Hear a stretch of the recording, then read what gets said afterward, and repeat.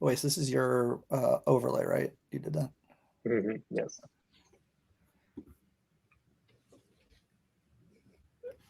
Hello, everybody, and welcome.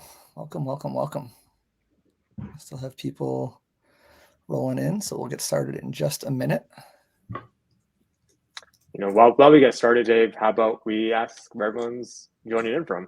I'm trying to do that, with our webinars. I was just about to say, if as we're waiting for people to roll in, we have a whole bunch of participants that are registered here today. If folks want to enter in the chat where they're hailing from, like myself, I'm coming from the great Green Mountain state of Vermont.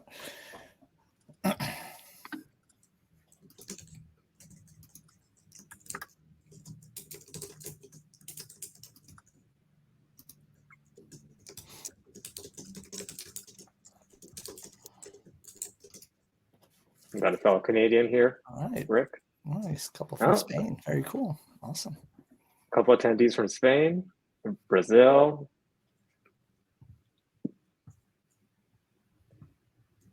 Awesome. All over the place. This is wonderful. All right, we'll give it one more minute to let people roll in. And then, folks, also, we're going to be recording this as well, and so we'll be able to post this and provide a recap of this webinar afterwards as well. So, oh, wait, I see that. It was a little hard for Toronto there. Excellent. All right.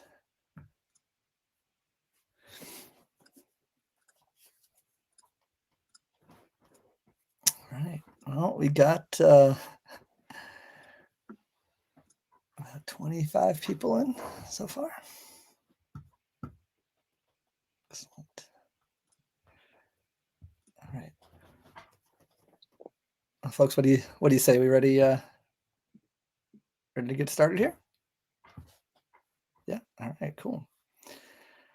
All right. Well, welcome everybody. On behalf of the Shortcut team, my name is Dave Oppenheimer. I am one of the customer support team advocates here at Shortcut. Welcome to our Day in the Life webinar. It's our first of our series here. We're going to be covering reporting.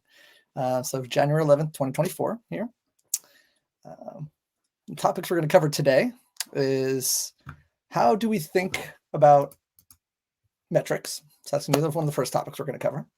We're going to cover how we use metrics and charts for iterations.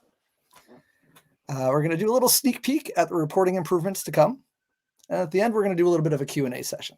So we'll have any questions, we can answer those live. Oasis and I will be here to support our presenters here. And I'm going to introduce in just a moment. And so we'll be here to ask any questions live as well. This next slide, you see we have our presenters, Jordan and Daniel.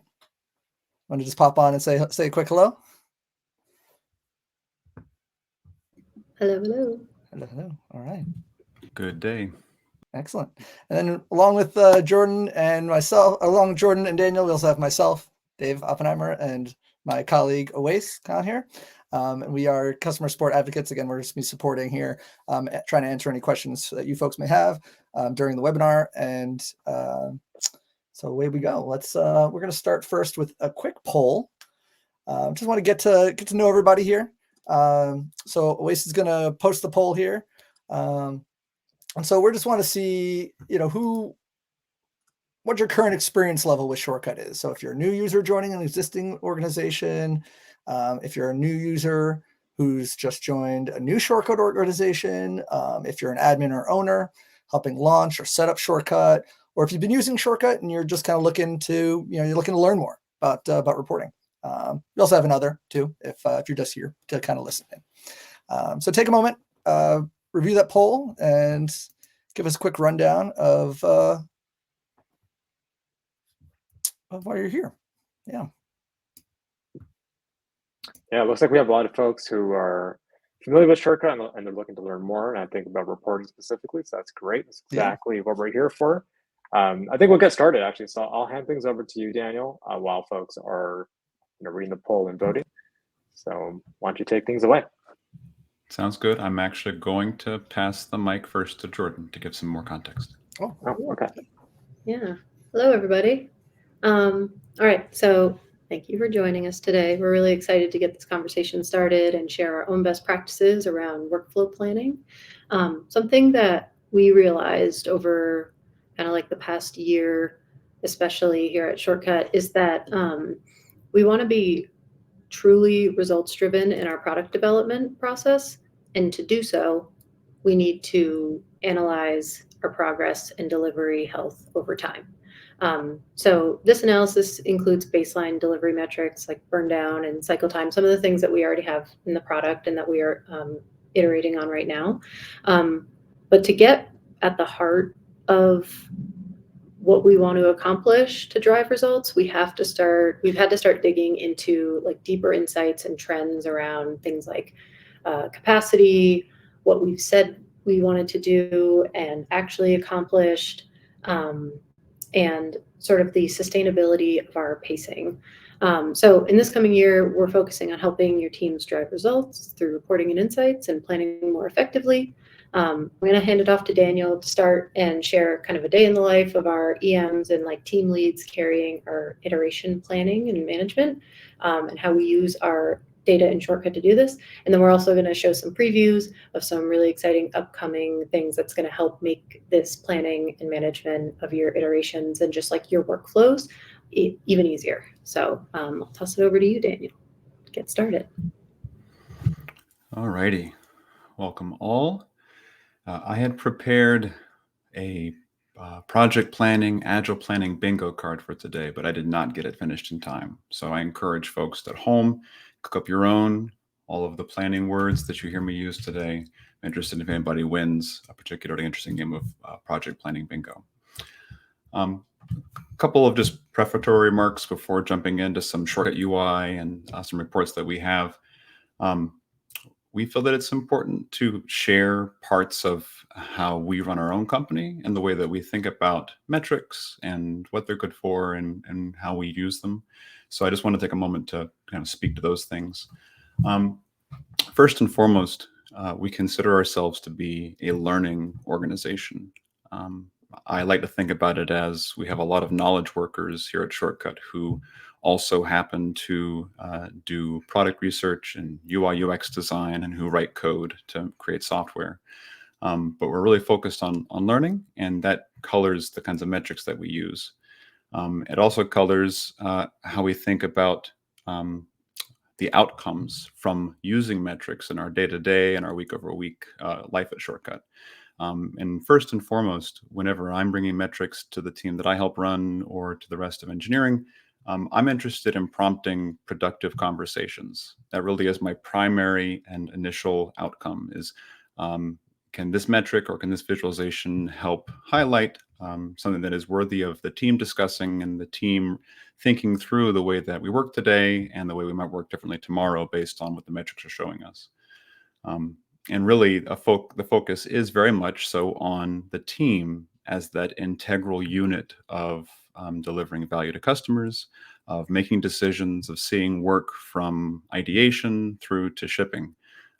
There's no one person on any one team who can unilaterally make a decision or ship from start to finish. So we work as a team, we plan as a team, we celebrate wins as a team, we learn as a team, and so we also review the metrics and the visualizations that we have as a team. All right.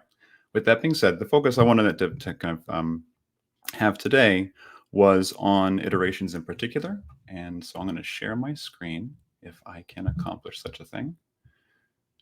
Sharing screen. Thank you for your patience. Can I get a confirmation from anyone, preferably human, that you can see the Shortcut UI with reports? Great, I see a thumbs up. Thank you, Dave. All right. Get this over here. Okay, so why iterations first? We have metrics and visualizations in various parts of the application at Shortcut. And one of the first places that we are directing our attention to is the iteration page. And there's a few reasons for that. Number one It gives us a very well-defined cadence and period of time to talk about the kinds of insights that we want to surface to ourselves and that we know that customers need to be able to operate as a team. We know that not all folks use iterations, and that folks do differ in terms of duration of iterations and how far into the future they plan. But there is a large percentage of folks in industry and folks who use Shortcut that do rely on iterations as a tool for helping teams reason about tracking work over time. So what you see on the screen right now are two charts that we've been directing our gaze toward recently, in particular the burn down chart and the cumulative flow diagram. If you are following along in your Shortcut, you might notice that the cumulative flow diagram, the CFD, looks a little bit different. You're getting a view on some of the upcoming work right now that we are actively preparing for phases of release with the cumulative flow diagram. Alrighty, so when it comes to iterations, there are kind of three moments that we feel are the most important. It's probably goes without a lot of explanation, but there's a period before the iteration starts, there's the duration of the iteration, and there's what happened in the past. So what you're seeing right now is an iteration that happened in the past. And so we see these two charts here representing kind of the end toll of the iteration. But I'm actually going to take my tabs here and we're going to go to one that's in the future. Let's start with the actual way that time flows from now into the future. If you come into an iteration that isn't started yet, one of the things that is common is to understand that there are certain metrics that are important to track because they reveal certain aspects of the economics of decisions we might make. They give us quick indicators of team health and progress, but we also may not be either fully versed in what the visualizations are meant to convey, or we might need a refresher, or we want to make sure that all the people on our team, even those who are perhaps not in a role to be reporting on others' work, but who are doing the work, we want to make sure that everyone has a common understanding of what are we tracking and why are we tracking it. So if you come into an iteration today that isn't started, you'll see explanatory text here and kind of these probing questions. What are the questions that we're trying to answer with these visualizations, and trying to take guesswork out of the equation, trying to make sure that at a glance you can get the most important insights, and then elsewhere in the app, providing data and places to dig deeper into the details. So when planning, we're also actively working on a new visualization that we will be including in this page that we're calling forecast versus finished, which is another way of thinking about committed versus completed. And later on here in the webinar, I believe Jordan will give a little sneak peek as to the specifics of that, but that's going to speak a lot more to helping folks at the planning phase where you are wrangling with capacity and how many stories or points to put into an iteration and trying to understand that based on historical data in the system.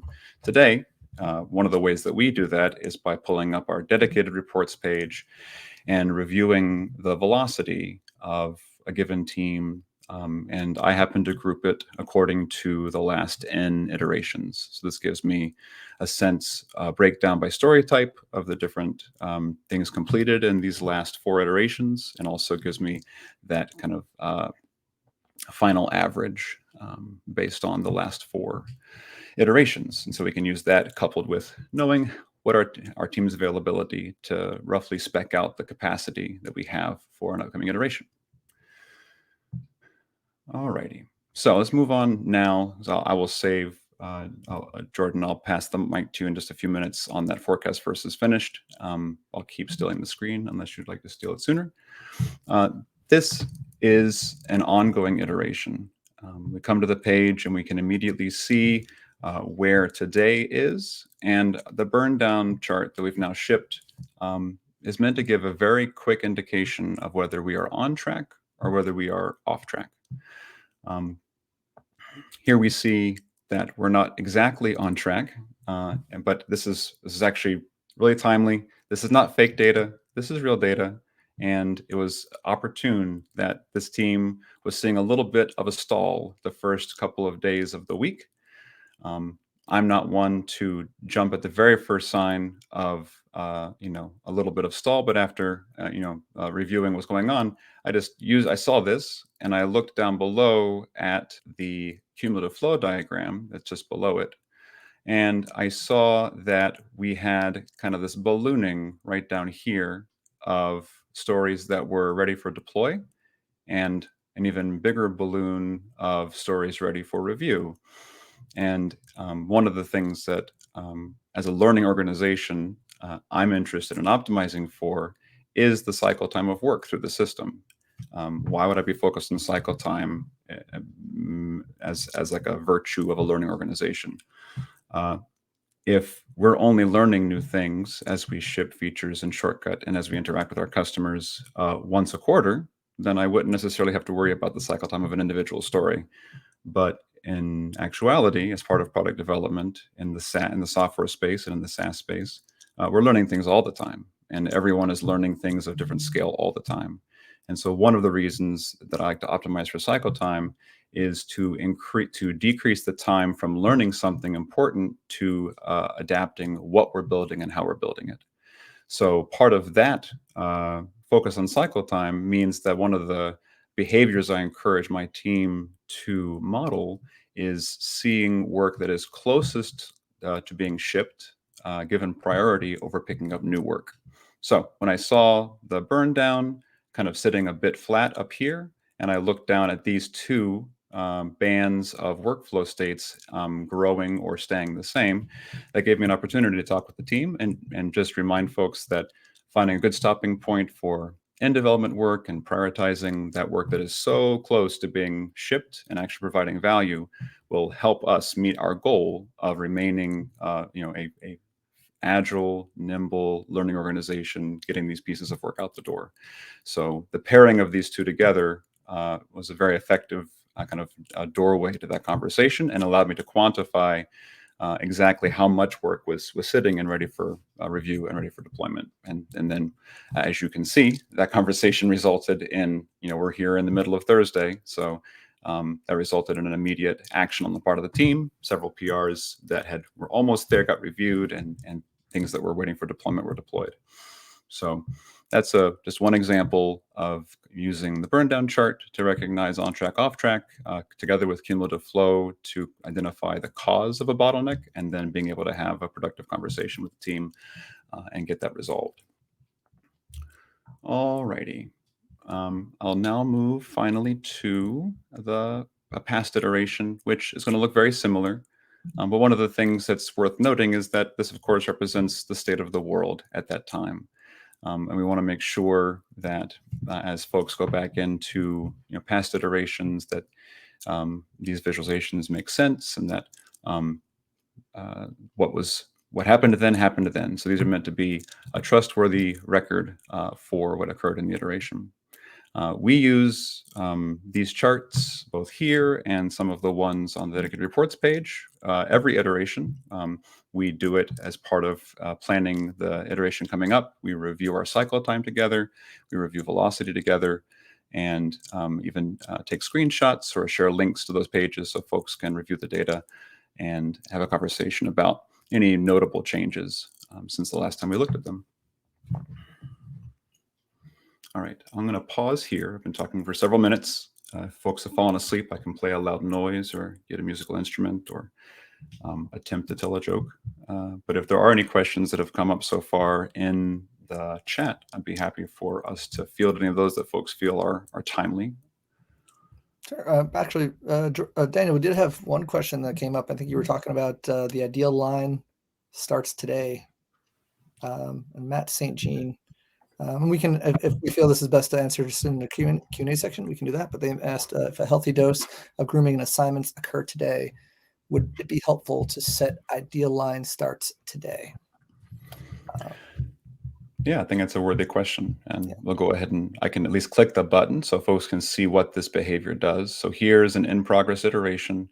You'll notice that by default, the ideal line begins at basically the end of the first day. These are aggregated by day. So you're seeing at the end of the first day of the iteration, this was the state of the iteration. And that gives you time to do some, depending on how your teams work, some teams do all the planning before the formal start, and then the start is frozen from a team perspective. Some teams do planning on the first day. So this kind of gives teams that space to make the first day a planning day.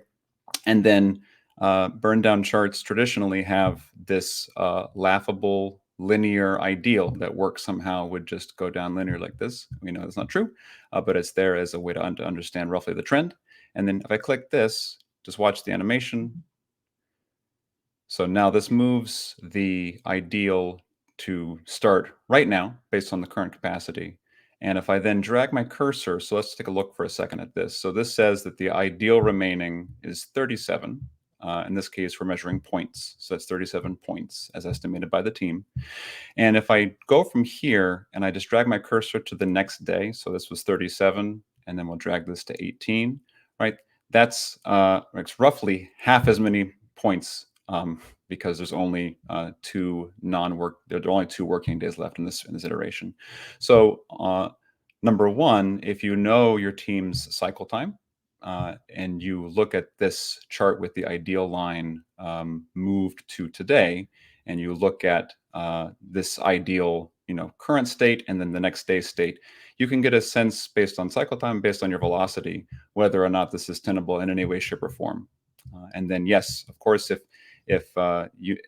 every team works differently, and I think teams need to establish expectations about how they use iterations, and because there are, of course, like economic reasons, right? We're trying to create appropriate batches of work, both at the team level and at individual levels, but we're also providing basic human incentives we set a goal that was of an appropriate difficulty, wasn't too tough to reach our iteration goal, wasn't too easy. So definitely just as I think about the way of working with teams, I always make sure the expectations are clearly set. If the team set a goal and then all of a sudden I move a bunch of stories in or a bunch of stories out without kind of first talking, that can be a misalignment of expectations. But as long as everybody is clear as to why we do it, and if we're going to change goalposts, that we're doing it for constructive and productive reasons, then yes, one could move things out and then use this ideal line starts today to get a new sense of what the future looks like starting today if you were to make changes. Any other questions that folks had about what I showed? That was the only one that came into the chat so far. That's a great question. Yeah.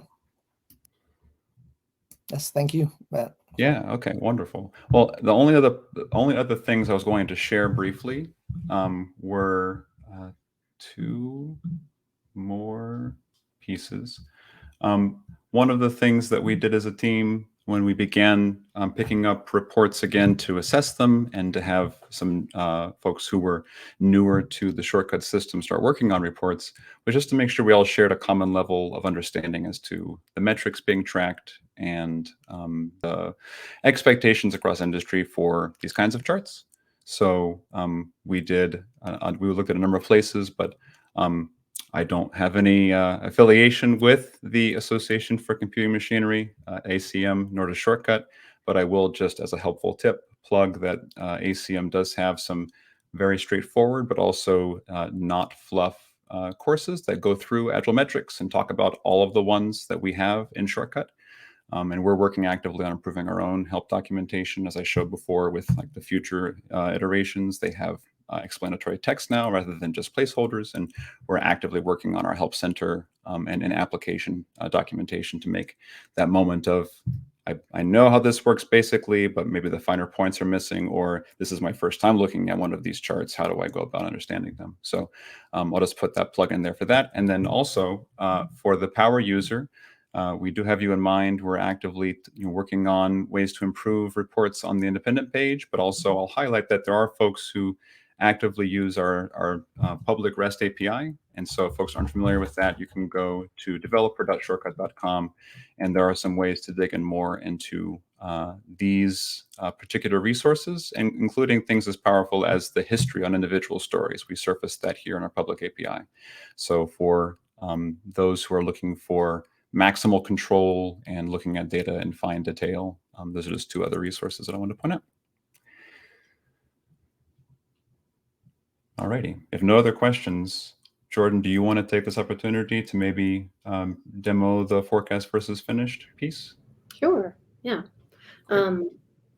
I will also start just by saying from a product perspective, we're pairing with our EMs and our tech leads, and what we are looking for out of reporting and metrics insights on an iteration or a team basis is probably slightly different. But what is really helpful on our side is understanding how well we are planning and how accurate we are. And so taking a look at historic trends over time and our carryover and what we actually finish versus what we forecast is really helpful on the product side, mostly because it builds confidence in the estimates that we are providing and the sort of like delivery timelines as we hone in getting closer to a release. So that's something that I'm really excited about, and I'm going to share my screen. We're going to look at a little video example of a new report that we have coming up. All right. So what we see here is our forecast versus finish chart. It is a breakdown of work on an iteration basis, and it shows some trailing last 4 iterations. You can update this filter. It could be the last 8, could be the last 12, an entire quarter. And it's showing us what we forecasted, what we added to an iteration, what is carried over, what we had planned, and also what we finished. Did we finish the things that we're carrying over? Did we finish the things that we had planned? And did we finish the things that we maybe added in the middle of an iteration? There's a lot of different ways that you can look at this and filter it down. If you just want to look at how disciplined we are at like adding things mid-iteration and completing them, you can do that. You can hone in on carryover, that is things that move from one iteration to the next, rolling over because it wasn't completed. That's one that I'm really personally excited for, because especially with an automation, it can get really, really easy to add things like bolster your iterations, not finish stuff, and then have things just sort of like roll over for multiple iterations, and you kind of lose track of those things. And obviously that can start to affect your other throughput metrics, cycle time, if something is like in development, but we didn't really put it down and then it just sort of sticks around for a while. That's definitely something. Tracking this carryover is also helpful, just like tracking the hygiene of your work and making sure that you are working on what you're working on and other things are put down and ready for development. So I'm going to play this little video so we can see a little bit more on what's going on here. So we're going to have the tooltips here are sharing. You can hover over each one of these lines and they're going to give you a lot of metrics on what is happening under that specific category.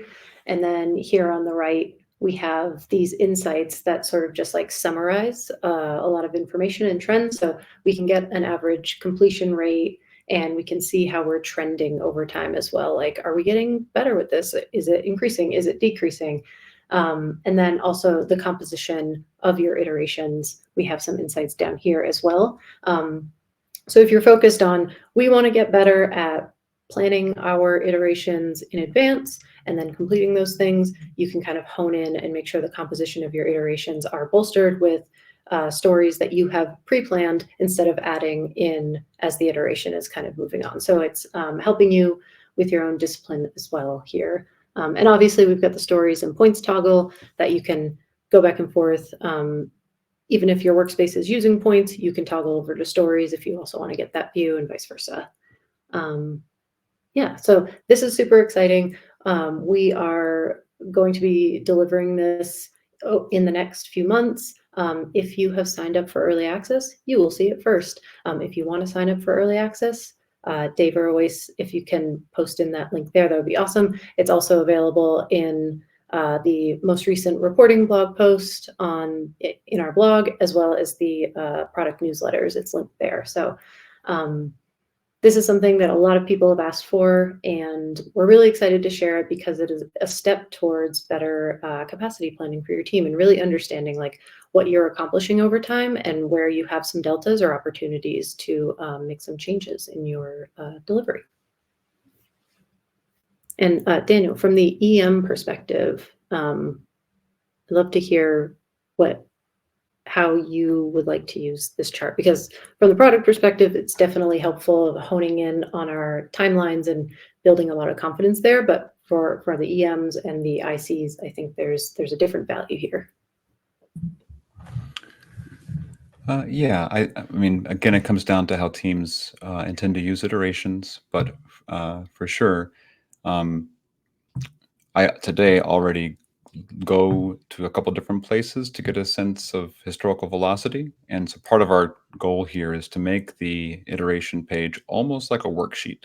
If I'm planning an iteration or trying to understand the status of a current one, I shouldn't have to leave that page if at all possible, and it should really speak to those initial questions that I and my cross-functional partners are going to have. So in this case, it brings that historical velocity front and center. We're already tracking notions of work that was in an iteration before it began, work that's been in multiple iterations. Folks may notice like stories that just, you can't seem to get rid of them, and they show how many iterations they've been in their story dialogue. And so we're tracking that information, and we'd like to be able to kind of service that so folks can, again, that can prompt productive conversations. Sometimes stories expand in scope and they linger, but other times it's because folks aren't as diligent about closing things out, or got to 95% complete and are just dying to finish the last 5%, but it's time to cut that story loose, etc. So yeah, this for me is about bringing the right data in the right place at the right time, especially for planning purposes. So I'm looking at the chat here, and we had a question about tracking changes in estimates over time. And so like this visualization here that we're talking about, this forecast versus finished, it doesn't necessarily speak to a workflow whereby you can understand that your 2-point stories on average are taking this many days versus your 4-point stories, and whether or not you're seeing a lot of variance on a team between estimation and what's shipped. And that's part of a challenge that we're thinking through and gathering feedback on. So I'm very happy to see that question, Troy. Thank you very much. And the more detail you can give us about your workflow, the better. I've worked on teams where points are talked about as complexity. I've worked on teams where points are mapped to time units, and then questions of, well, if I have a story that goes from the end of one iteration to the beginning of the next, what are we going to do? Are we going to lay claim to a percentage of the points in the previous iteration and change the estimate to reflect what's left? Are we going to duplicate the story that captures the sub portion of scope, etc.? So the more data we have and kind of use cases that folks find most effective in Shortcut, the better prepared we'll be to speak to those most common workflows. But yeah, this particular forecast versus finished is less focused on honing accuracy of estimates and more focused on making capacity planning more straightforward when you're getting into your planning. And I'm going to think live and try to formulate some more thoughts about effective ways to do a review of estimates within Shortcut for teams that are perhaps actively changing the estimates on stories as you discover that the scope of an original piece of work is dramatically different from the original estimate, since that is a very common feature in product development.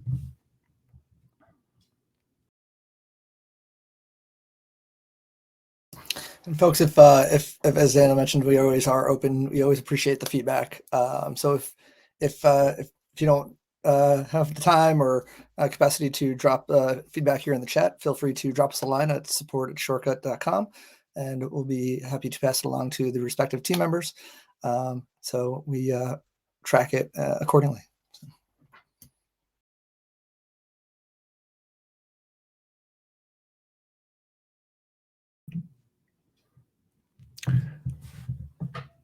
Yeah, I'm looking through here, just reading through the chat history. Thank you. Thanks, folks, for getting involved and interacting.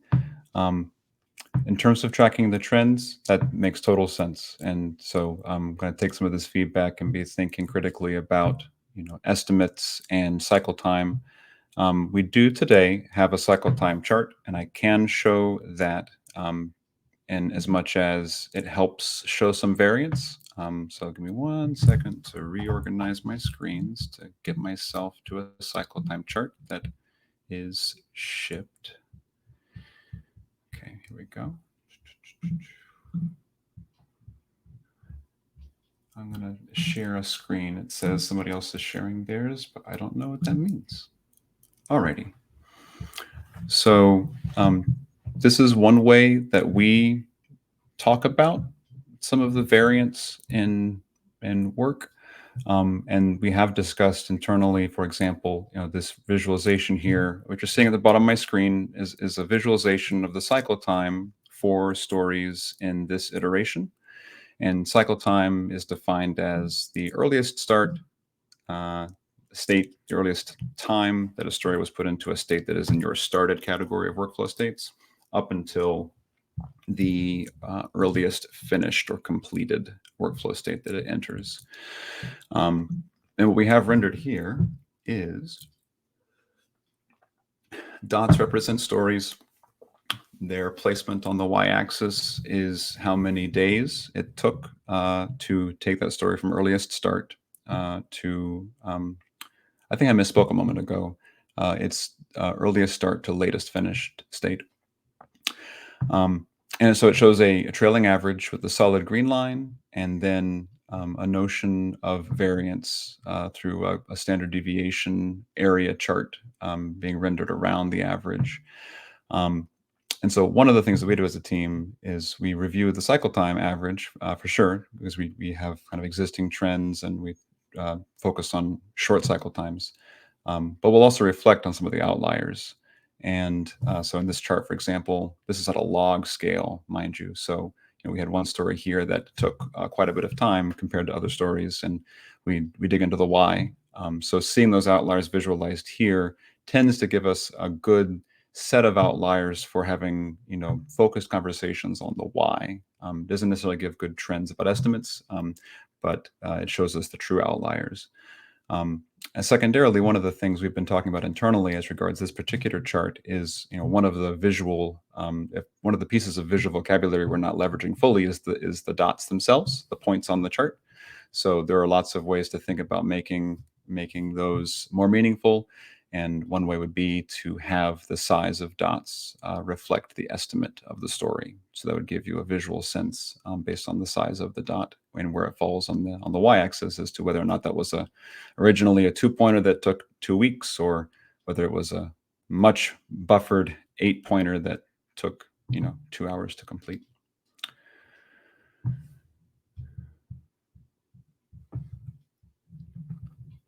All righty.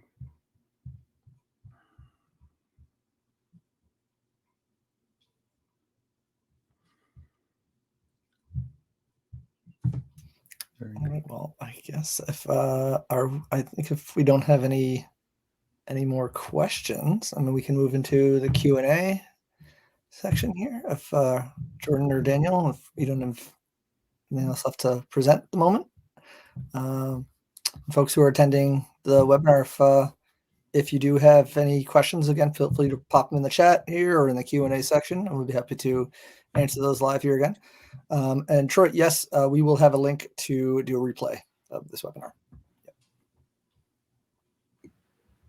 I have a question for the audience. And Chris, somebody from our team asked in the chat as well, but interested to hear if there are any folks here who don't use iterations or don't use sprints. They don't work that way. What sort of like reporting or metrics are you looking for on a regular basis?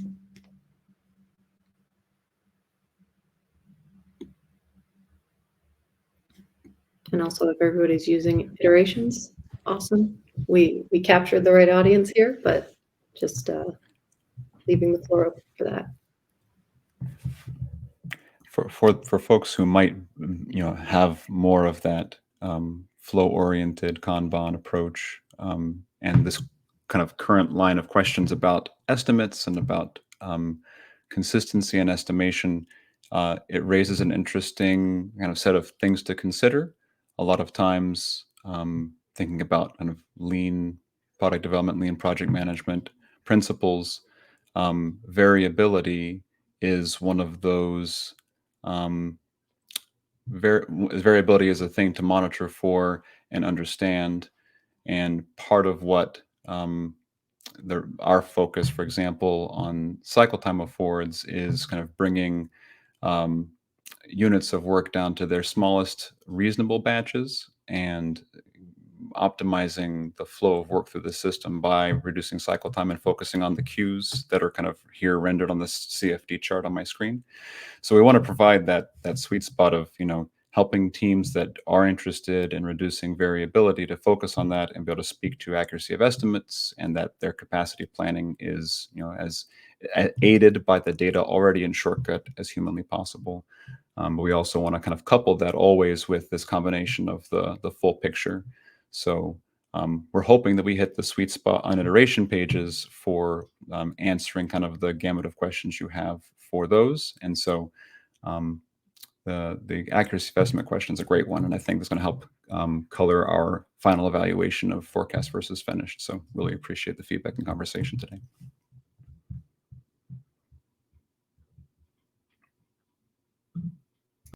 So we did have a few other questions pop in to the end here. Do you guys plan to include non-complete stories in the reports, meaning able to see some reports for stories and bugs that are logged in Shortcut for tracking purposes?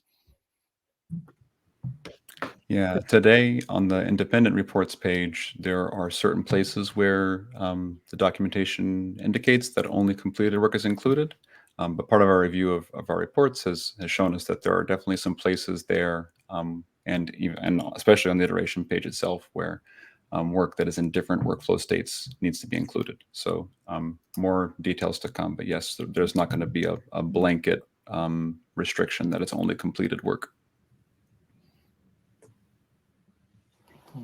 Let's see. Julie, I think we can get down a rabbit hole talking about upcoming features, potential features that we're looking to build. So maybe we can take that. I can give a quick, just the highlights that are upcoming really soon. So outside of reporting, we have objectives and key results that we'll be launching in the next couple months. That is a great way to tie your work to your goals at your company, as well as like just tracking tactically similar work under the same objective.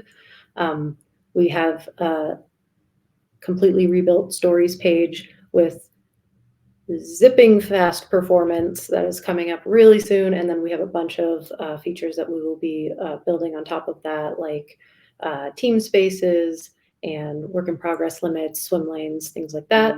And on the reporting side, we have a new, so we are seeing this new cumulative flow diagram here as a preview that's moving out to early access by next week. And then after that, we'll be moving out to everybody. We also have a new cycle time chart that will be moving out as well. And then following with the forecast versus finish chart that we just saw. And then we have some more ways on the iteration page and the epics pages to elevate all of these metrics, these reports that and insights that we are sharing, and putting them in places on the page where you're in context and it can help you make decisions faster instead of burying them at the bottom. We have a lot of other small things as well, but those are some highlights that you'll see upcoming in the product newsletter and in the application very soon. Thank you, Jordan. Awesome. Quick rundown there. Let's see, we had a couple things here. Matt said, side question, will there be another webinar soon for organizing epics, tips and tricks for formatting stories, e.g. effective ways to use the custom fields, etc.? Matt, great question. We are always, we love the feedback for some upcoming webinar ideas, and we'll definitely stay tuned. I'll say stay tuned. We have we're going to be continuing this webinar series and definitely be introducing some great topics. So you may see some stuff about organizing epics in there as well in the near future. So thank you for that, Matt. Troy asked, I think Troy asked the chat as a whole, how do people handle when resources are allocated to one iteration, but the story straddles iterations? Jordan, I don't know if you either one of you want to talk a little bit to that. I didn't see too much response in terms of community response for that. So I think that may have to be with when one story moves from one iteration to the next. So how do we handle that? How do we handle that when resources are allocated to one? Yeah, I mean, at least on the teams that I'm involved with, it's usually a question of just how close. So sometimes we've gone through phases where if the story is, within, let's say, it's 90% complete, it's within half a day of being wrapped up completely, then oftentimes we will just leave the story alone to avoid kind of planning in progress and moving stories around and changing updates, and have those stories, just complete in place. If there's a substantial difference between what was expected to be completed in the last iteration and the next one, then Troy, I tend to do what you do as well, which is to think about, okay, let's have this story represent what was actually accomplished, and then create a new story that represents a further scope of work.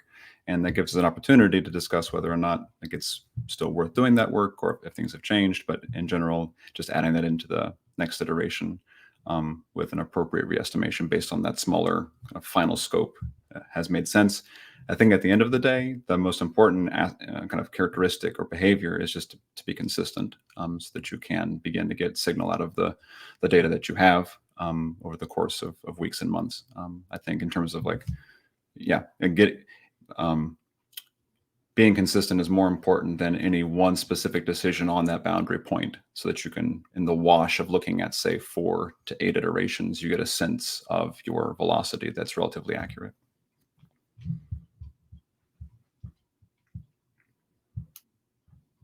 Excellent. Thank you, Jordan. And Troy also passed this. Thank you as well.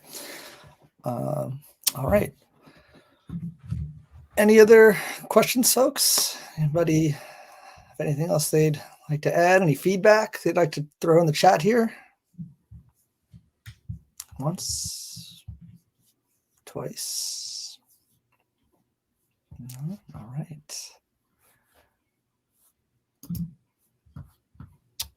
Oh, Matt actually threw one more question in here. So it says, this relates to roadmaps. I'm trying to find the best way to see from my roadmap, my upcoming release, and being able to drill into it to see what features are contained in it. I use epics for this at the moment, but I also have epics for more traditional way, e.g. scheduling feature. How can I handle this? Let's see. No worries, Matt. This might be a question. Can we answer this live here, Jordan? Let's see.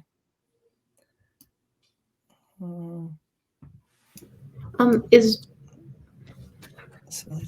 what you're asking here? It seems like you're asking, I want to visually on my roadmap be able to click in and see the details without leaving the roadmap. So clicking on an epic or a higher level piece of hierarchy and see listed under it more detail about the features contained. Is that what you're asking?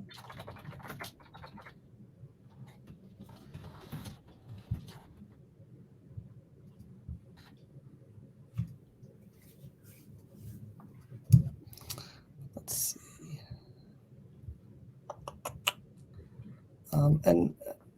And if this, and Jordan, if this is best, to handle during, our maybe through a support ticket, we can definitely. Yeah, we have some changes to the roadmap, visually upcoming, that's going to give a higher level of detail. So we can take this offline and provide some more context. As well. Just for the sake of time, Matt, I think obviously we're here talking about reporting, right? And we want to be able to best support you here in terms of the roadmap, your roadmap question. So Any plans to integrate time tracking apps more into shortcuts? Billy, great question. Again, I think we would love to be able to take a deep dive down into sort of the future plans and features. I think we can definitely, we'd love for you to send in a formal ticket here, and we'll be able to kind of get you a bit more information in terms of time frame, if that's something that we are able to allocate on our roadmap in the near future. So, but thank you so much for your question, Matt and Billy as well. But at this time, folks, we are going to come to a conclusion. Oasis, do you want to take it away? Kick it over to you. Thanks, Dave. Yeah, I will also put some time on Q&A. I think the questions, we do have more help resources. You can always drop us a line at support@shortcut.com. So Dave and I will be able to field your question, and you can chat with us there. And of course, we do have our help center. We have our training hub. I think Dave will also put some links in for folks who are still with us. And those resources are very helpful if you want to especially if you're new to Shortcut and you're trying to get a hold on reporting and how all the different charts and how to use them. Our training hub and help center are great resources. And I think that about wraps things up. Thank you everyone for attending today. I think this is one of the first times we've done something like this in this format. So if you have any feedback, also feel free to drop that at support@shortcut.com, like Dave just pointed out. And we also have a community Discord. Thank you, Daniel. That is available as well. So feel free to join us there and hang out. Thank you, everyone. Thank you, everybody. Take care. Everyone, take care.